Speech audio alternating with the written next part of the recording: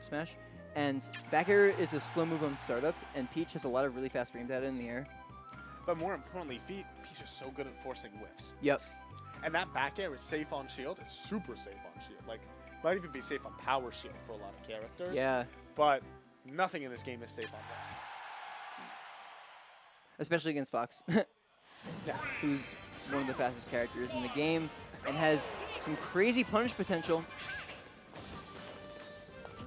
And right off the bat, we're seeing a lot of... I think we're seeing a button check I think right we're seeing... off the bat. Are we seeing a button check?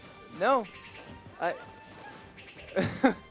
I think can't this is tell. a real game because Oh, no, it's a button check. they're not going to reset. I don't know. I don't know what's Zyvon going knows on. they should check on a non-tournament stage. Are they just getting into it? Are people doing this again? What Don't is this? do this, guys.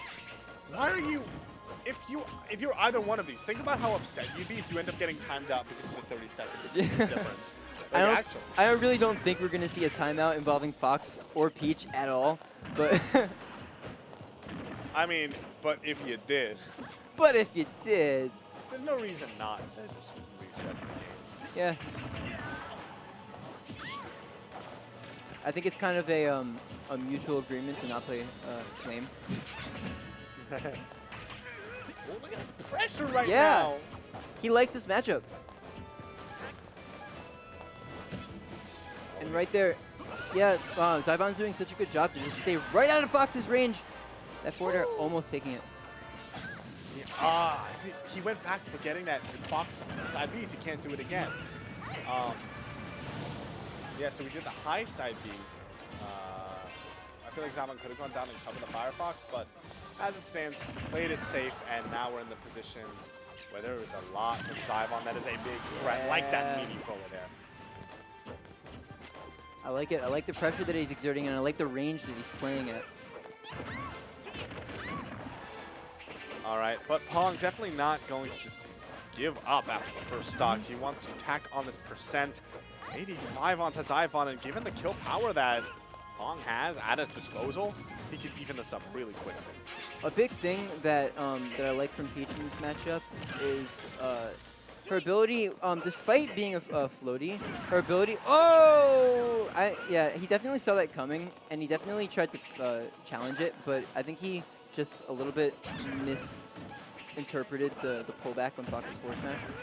Yeah. Anyway, what I was going to say is, despite being a floaty, Peach actually has a lot of really good mix-ups to get down to the ground. She has a really good air dodge, and she has her float. She has her float, she has her forward air, she has neutral air. Yeah. She can just empty land, so she's like a floaty character with like mix-ups on what normally makes a floaty character so weak. Yep. Regardless, we're seeing Zyvon we're seeing Pong capitalize on a lot of these little weaknesses, which is kind of Peach's... Wait, what are you saying?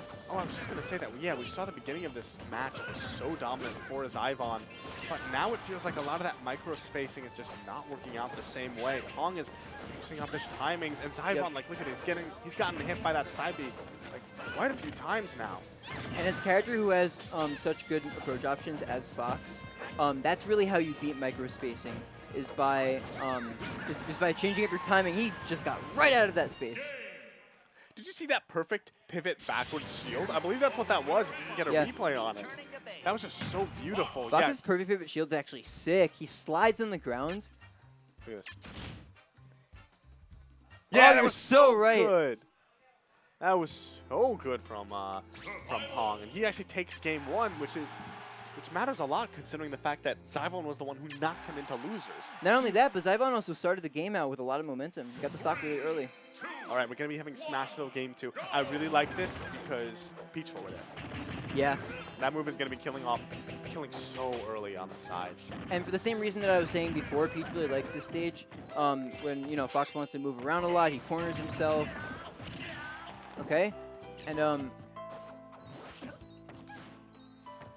actually... This is similar to game 1 where, you know, really strong start for Zyvon, but we saw how that ended up turning out. I love those perfect pivot shields. He's doing more of them. That's a stitch. Stitch face? Oh, what is that sniped? That was so good. And the taunt. He even waited out the reflector. That was so good from Zyvon. Yeah. This is the long-lasting hitbox of that. It was the stars aligned perfectly, and he took advantage. And now he has pretty much a whole stock lead to work with here.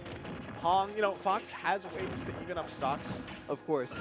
But the way that Zyvon's playing, I think Pong is going to have to really make a solid read in order to do something like that. Yeah, speaking of Fox's ability to take early stocks, do you know if Fair Foot still works in this matchup? I'm not sure it does. I know he has issues connecting it against some bigger floaty characters. It's hard to do against Bowser, surprisingly enough. It's hard to do against, I think, Mewtwo. Oh no, I've definitely seen it happen with Mewtwo. It might be difficult, but I would think he could do it. You have to fastball it a different way. Yeah, you have to fastball in a different way, and also I feel like if she had her jump, she might just be fine. That forward air almost killed. Back air is going to do it, and I think from Pong we need to see some better recoveries. Well, that's what we saw in Game 1. He was recovering pretty well. And then Game 2, it could just be that, you know, Zyvon figured it out, downloaded what he was trying to do. Yeah, those side Bs, that also is kind of just a panic option. Yeah. Game 1, though, you saw him do that high side B, and Zyvon wasn't really there to cover it. That time around, yeah, he had it on I want to see some more Firefox mix-ups.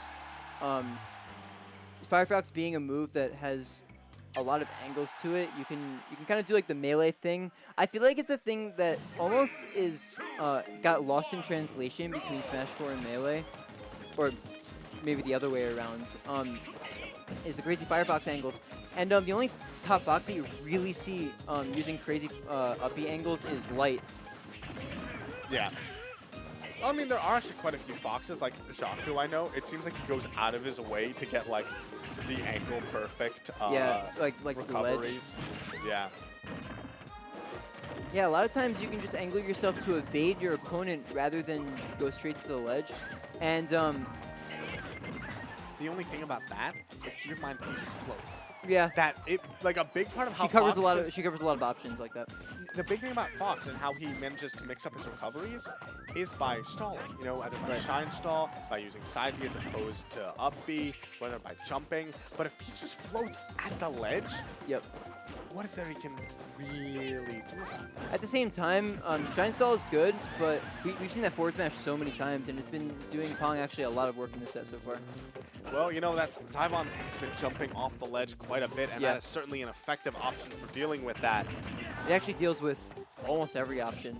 It's actually a crazy move to cover things in the ledge. Forward air is going to do it. Speaking of a crazy move, I realized that was a questionable DI from Pong, but that move killed so early. Forward air is weird. It's a weird move because it's really slow, like the frame data-wise. But because the animation is kind of ambiguous in the beginning, it seems faster than it actually is. So a lot of times, it's an aerial smash attack. Yeah. It's like similar frame data to a smash attack. Just happens to be that you can stay mobile while doing it, which was what makes it so safe. Well, it's funny because it's like the exact same forward air that you get from Dr. Mario and from Ganondorf. But the difference is that Peach just has such good aerial movement, and neither of those characters do, that she can actually utilize it a lot better. Not only that, but you have to keep in mind ending lag, like landing lag, and range. Don't forget that, yeah. Yeah, I believe that, Pong had the lead to start, but now all of a sudden, this is looking dangerous for him. Zyvon isn't necessarily that so beautiful, and you actually hear him stomp. I felt that through the floor.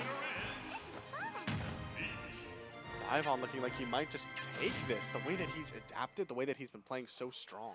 And the way that he's, I think the thing that he's doing the best is just catching approaches. Yeah. And then pushing that advantage as far as he needs to do. 3, 2, 1, go! What's up?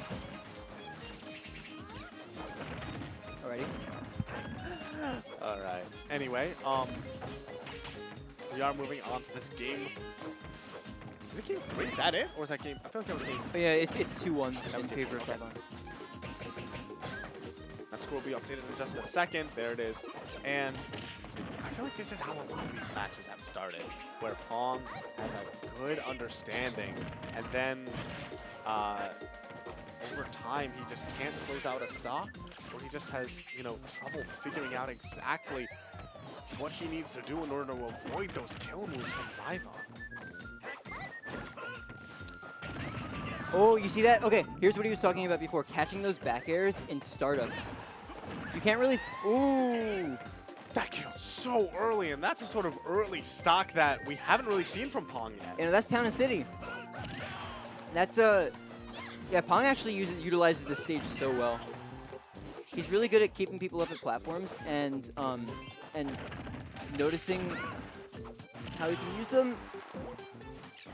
I want to see maybe some more like perfect pivot back shields. Yeah. Because Zyvon is using that forward air a ton in disadvantage, and he's just kind of getting away with it for Is that gonna be free. it? That was a really good angle.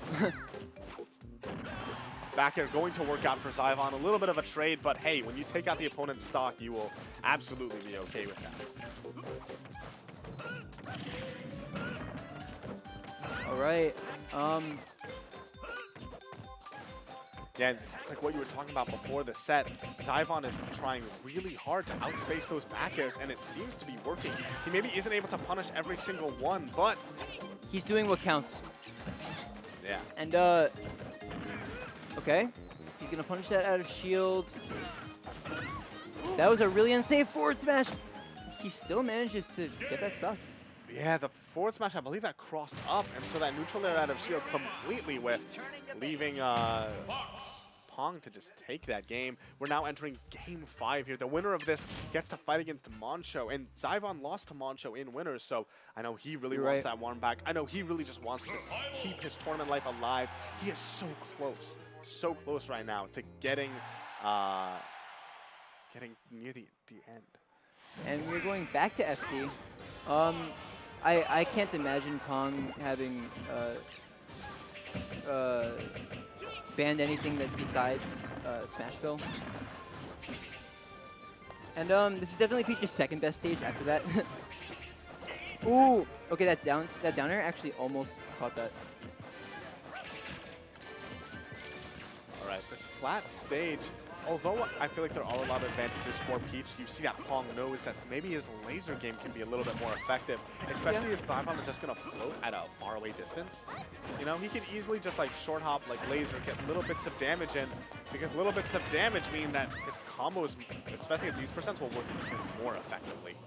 Yeah, I definitely think that Peach definitely is better without the platforms, just given that Fox can't follow up vertically. But regardless, Zyvon actually, I feel like he baited that out. Oh yeah. No, that was actually something that we saw earlier on. It's a nice adaptation. That Zyvon will be floating, you know, just floating in mid-stage, and Pong is like, you can't air dodge side B. And it was this really fast option. Zyvon was prepared for it, and he kept getting hit by it. That dash attack into up B. And I'm sorry, up air. Yeah, dash attack to up air, and now Zyvon is down by quite a bit, and this is the end of his tournament run, possibly. But Pong can taste victory. This is a big lead for him, and he is looking to just get little bits, chip damage, so that, you know, he can reliably just play to a lead. Okay, right now we're seeing Zyvon go for a lot of really big commitments. You see how he's running forward? That forward air is going to do it. Woo.